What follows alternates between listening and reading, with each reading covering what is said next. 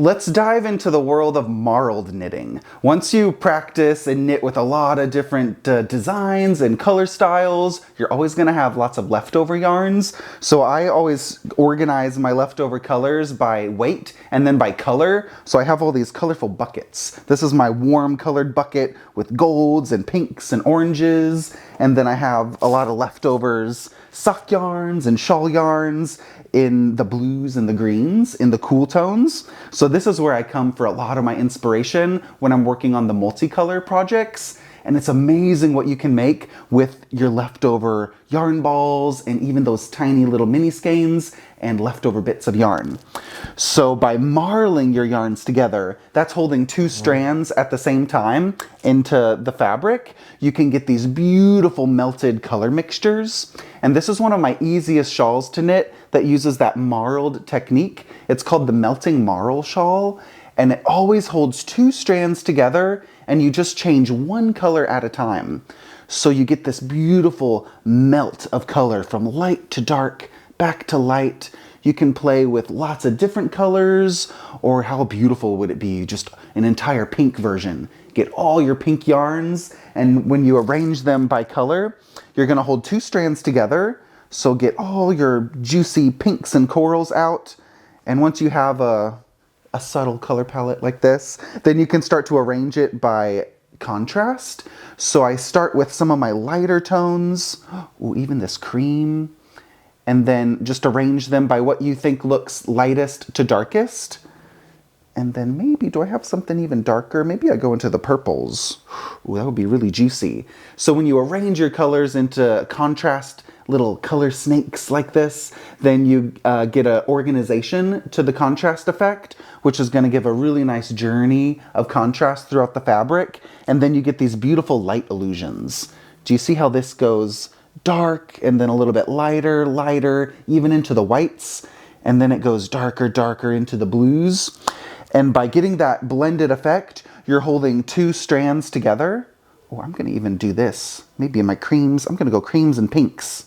Ooh, I've got quite a bit of neutrals. Okay, it depends on what kind of colors you have, is what the palette ends up being. If you don't have quite enough pinks or quite enough yellows, then just go with what you have the most of, and then use the contrast to your benefit. So we're gonna start light by holding two together. You hold one strand of each color. So this light cream with this speckled gray, just hold one strand of each color together, and I hold them together for about 4 to 6 rows or so. So do about 6 rows of the garter stitch fabric in the melting marl shawl. And then you're going to drop the lightest color and then replace it with the next color in your contrast family. So then these two will be together, and then you drop the old color and then join the next color. So these two together for like 4 to 6 rows. You can do really quick color changes, and then these two together, and then you could do these two together, and then always drop the old, replace it with a new shade. Drop the old, replace it with a new shade. And then you could reverse the order, and then you could go backwards, back to your lighter shades with these two, and then these two, and then these two. So then you get that beautiful, smooth fade in and out of the contrasts. And by working with this method, don't worry too much about the colors matching exactly. It's more about the light illusion. So even in this fabric, there's these funky gray blue tones, even mixed in with the warm tones. So as long as it's kind of light to dark, back to light, back to dark, it could even be a peachy tone from those greens. So don't worry too much about the color, but I think focusing on the contrast is going to be your best friend to give that light illusion through the fabric. And one thing you're noticing from the camera is the little frothy halo. Do you see these little fuzzy, really subtle textures just glowing off of the fabric? That's some lace weight mohair. I love incorporating mohair and suri alpaca into my knits because it's like a little cloud. It's just a whisper of color, and it's so skinny, those lace weight yarns. You could add an extra strand, a third strand, together with any of your color combinations, just to add a little bit of frothy halo. Or if you have just one strand of these lace weight types of mohair yarns, If you do that instead of one of the fingering weight yarns, it's going to be a little bit thinner in the fabric. For example, if you're holding these two purples together, one of them is a fingering weight and one of them is a lace weight. So it's going to be a little bit thinner in the fabric, but that's okay. Just use the same needle size. Just say yes, don't stress. And it's going to be a little bit thinner in some sections, and that's totally fine. It's all about the drape and that color transition. If there's ever a moment where the fabric feels a little too thin when you're mixing in those lace weight mohair ingredients, then you could always do 2 strands of that lace weight fluffy yarn instead of just one to emphasize that density and that fluff factor in your knitting. So you can always tailor the thicknesses and the colors depending on what you have and the feeling of the fabric that you like. But again, this melting marl shawl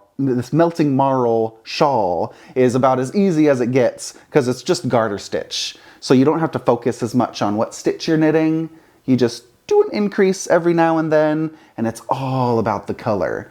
And I always find that that motivates me to finish and knit more. When it's not just one color, you're always looking forward to how the fabric is going to transform. And every time you play with that marl technique and those simple fabrics with your own colors, it stretches your imagination and it gives you a new idea of what kinds of colors can work together. So whenever I'm doing a palette like this, I always like to challenge myself by putting in a color that I'm unsure of. Or maybe there's a color in your stash that's really busy and you don't know, ooh, I don't know, should I put it with the oranges or the pinks, or is it too variegated? Just put it into the fabric and experiment and see what you get. And if you don't like it, then try it with a different color the next time. And you'll learn what kinds of effects you like for yourself and which types of tones are going to blend more or which types of colors contrast more in the fabric. But it's always different for each person, and it depends on what you have and it depends on what you like. But you never know what you like and what's going to work until you try. So for me, the best thing that I've learned about color and making these beautiful color palettes is to embrace the unknown and to try colors that even I don't like or that I'm unsure of. And if you really don't like that color, then you know because you tried it. But if you never try, then you're never gonna get those beautiful, unexpected color combinations. And sometimes the most beautiful things in your knitting are coming from those accidents or those experiments where you don't know what the final effect is gonna be, but it's just about the process as much as it is about having a finished, beautiful, functional, wearable thing.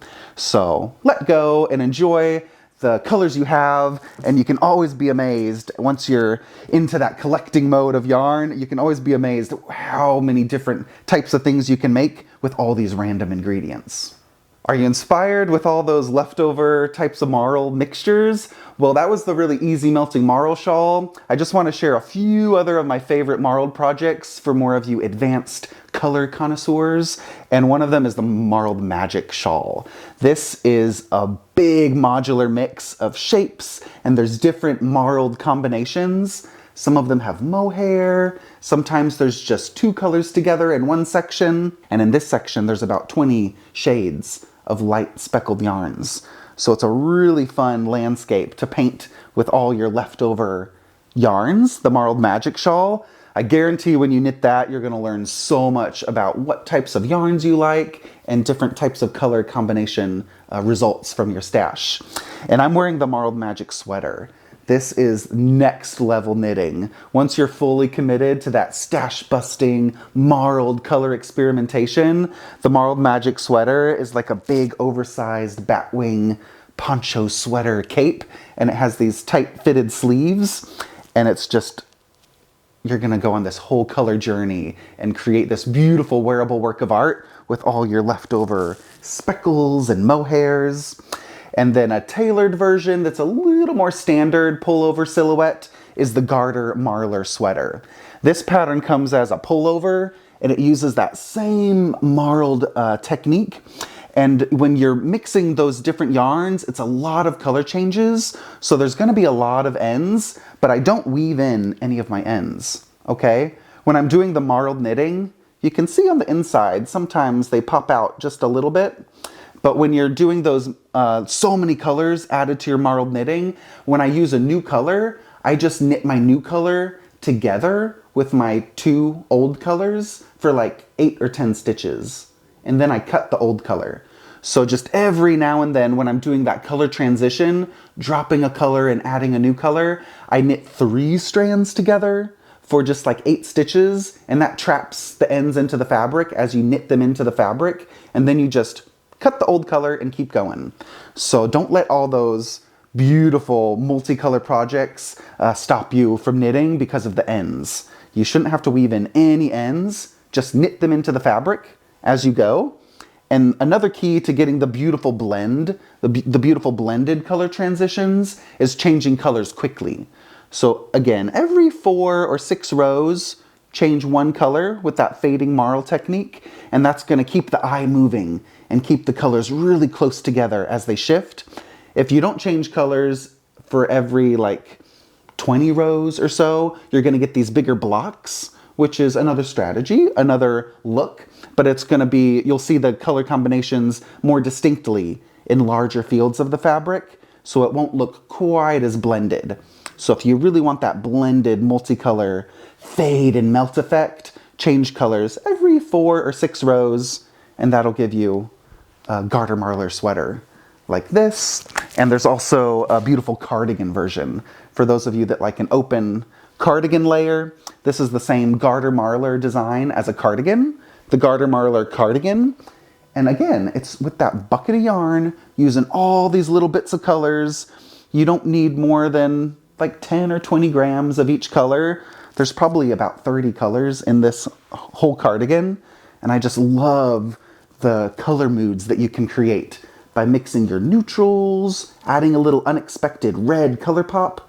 And again, if it's a really bright color that doesn't really match the others, try using it for just a little bit, even just for 1 row or 2 rows. And it just gives you this little color accent, this spark. And then a little inspiration to keep you motivated to keep going and surprise yourself with how the fabric develops. But I'm really happy with this palette. There was even some self-striping sock yarn. This is the Zauberball yarn in the collar, and that was a really fun yarn to mix. So you can, mix your sock yarns with your mohairs. If this is your first time doing these types of projects and you're excited by the opportunity of turning all your leftovers into a beautiful, harmonious garment, then I would recommend doing a swatch first if you haven't done this before. And that can be like going on a date. So it's like speed dating your yarns. So just try some different combinations. So getting some yarns like this, some solid yarns. Do we have some speckled yarn? So just put a palette together and experiment with some different mixtures. And a good ingredient to have is getting something solid, something speckled, and then getting a nice contrast range. So the yarns don't all have to be really, really light tones, but maybe get some lights. Make sure you have some medium colors as well. Maybe a color pop in your palette, and experiment with some darker tones. Maybe a darker blue. And when you have all those ingredients together, something light, medium, dark, a little color pop, that gives you a big range to play with and something to experiment as you build your one-of-a-kind marled palettes.